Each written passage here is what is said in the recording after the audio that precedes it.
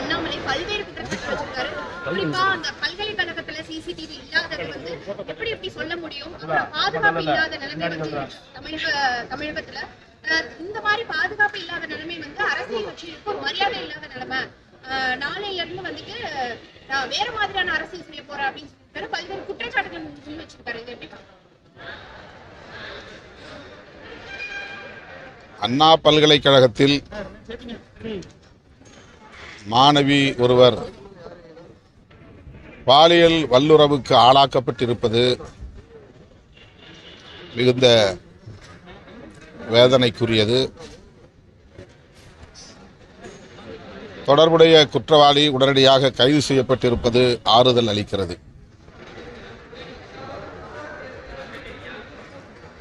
அந்த குற்றச் செயலில் தொடர்புடையவர்கள் வேறு யார் இருந்தாலும் அவர்கள் அனைவருமே கைது செய்யப்பட வேண்டும். அவர்களுக்கு உடனடியாக பிணை வழங்காமல் குற்றப்பத்திரிகையை தாக்கல் செய்து சிறைக்குள் வைத்திருந்தே வழக்கை விசாரிக்க வேண்டும்.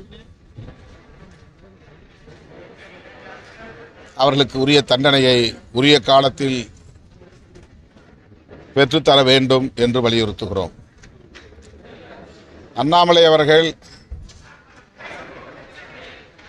பரபரப்பான அரசியலை செய்ய விரும்புகிறார்.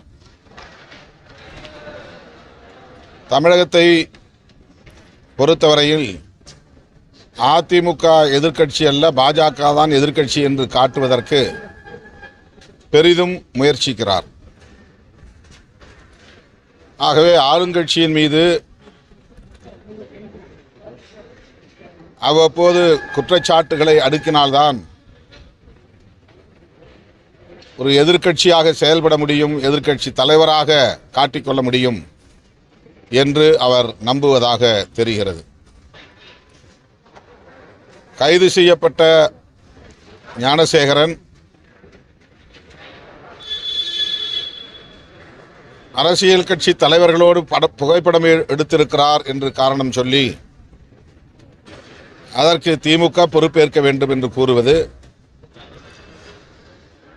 அப்பட்டமான ஒரு அரசியல், ஆதாய அரசியல்.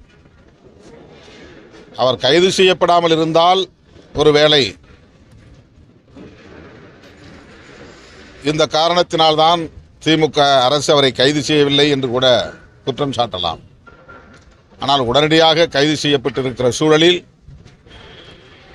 இவ்வாறு அரசின் மீது குற்றம் சுமத்துவது ஏற்புடையதல்ல. நூதன போராட்டம் அப்படிங்கிறது வந்து பொதுவா இருக்கும். ஆனா தமிழ்நாட்டில் அந்த நூதன போராட்டம் வந்து அறிவு சார்ந்து இருக்கு. ஆனா இப்ப பாஜக தலைவர் அண்ணாமலை என்ன சொல்லியிருக்காருன்னா, திமுக வந்து ஆட்சியிலிருந்து அகற்று வரை நான் சிறப்பு போட மாட்டேன், சாட்டையில் அடிச்சுக்குவேன், நாளைக்கு அப்படிங்கிற மாதிரிலாம் சொல்லியிருக்காரு. 47 நாள் வந்து விரதம் இருக்க போவதாகவும் காலில் செருப்பு பண்ணி போறதுல திமுக ஆட்சியிலிருந்து விலகிற வரைக்கும் அதை நான் செருப்பு பண்ண மாட்டேங்கிறாரு. அதே மாதிரி தனக்கு தண்டனையை வந்து 6 சாட்டை அடியை வந்து வீட்டு முன்னாடி நின்று நாளைக்கு 10 மணிக்கு அடிச்சுட்டு போறதா அப்படின்றது மாநில தலைவர் அணுகுமுறை வந்து நாகரிகமான அரசியல்னு சொல்லிட்டு அந்த வார்த்தையை வந்து பயன்படுத்திட்டு லண்டன் போய்விட்டு வந்த பிறகு என்ன ஆனது என்று தெரியவில்லை. ஏன் அவர் இப்படிப்பட்ட முடிவை எடுக்கிறார் என்பது வருத்தமளிக்கிறது. தன்னைத்தானே வருத்திக் கொள்ளும் அகிம்சா வழி போராட்டத்தை காந்தியடிகளைப் போல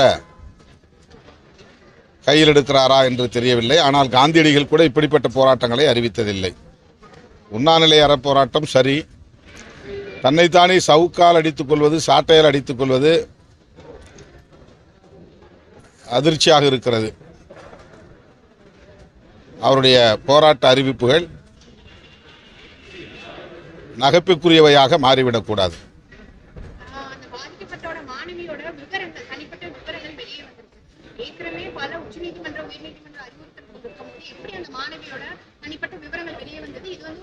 அந்த விவரங்கள் வெளியாகி இருக்கக்கூடாது. அப்படி வெளியானது ஏற்புடையதல்ல, கண்டனத்திற்குரியது.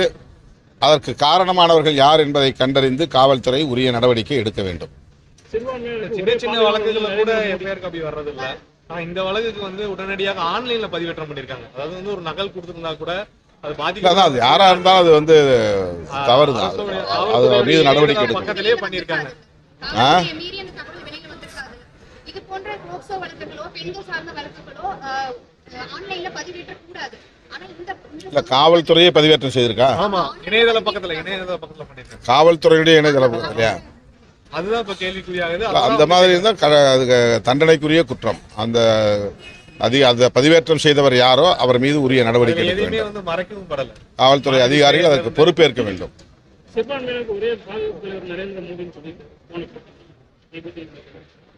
இது 21ஆம் நூற்றாண்டின் மிகச்சிறந்த நகைச்சுவை. திமுகவை வந்து திரும்ப மிரட்டுகிறார் என எதிர்கட்சிகள் வந்து தொடர்ந்து சொல்லிட்டே இருக்காங்க. அதை எப்படி பாக்குறீங்க? அவங்க என்ன வச்சு அரசியல் பண்ணணும்னு நினைக்கிறாங்க. திரும்ப திரும்ப விளக்கம் கொடுத்தாலும் அவர்கள் விரும்புகிற சூதாட்டத்தை நடத்த பார்க்கிறார்கள். விடுதலை சிறுத்தைகள் அதற்கு இடம் கொடுக்காது. அரசியல் ஆதாய கணக்குகளின் அடிப்படையில் நாங்கள் செயல்படவில்லை. எங்களுக்கு ஒரு நோக்கம் இருக்கிறது. தேர்தல் களத்திலும் கொள்கை சார்ந்து தொலைநோக்கு பார்வையோடு லாப நட்ட கணக்கில்லாமல் இயங்க வேண்டும் என்பதில் உறுதியாக இருக்கிறோம். ஆகவே நாங்கள் யாரையும் மிரட்டுகிற நிலையிலும் இல்லை, எங்களை யாரும் மிரட்டுகிற நிலையிலும் நாங்கள் இல்லை.